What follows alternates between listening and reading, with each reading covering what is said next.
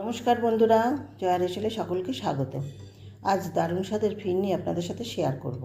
1 cup Gobindobhog চাল নিয়েছি। চালটাকে খুব ভালো করে গুঁড়ো করে নিতে হবে।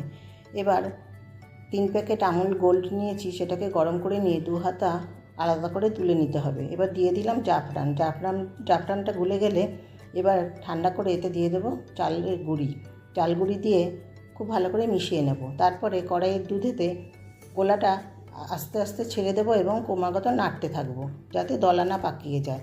এবার দিয়ে দেব 2 কাপ চিনি। 1 কাপ চালে 2 কাপ চিনি গুলে গেলে এবার দেব 1 চামচ কেওড়া জল দিয়েও খুব ভালো করে ক্রমাগত নাড়তে থাকতে হবে।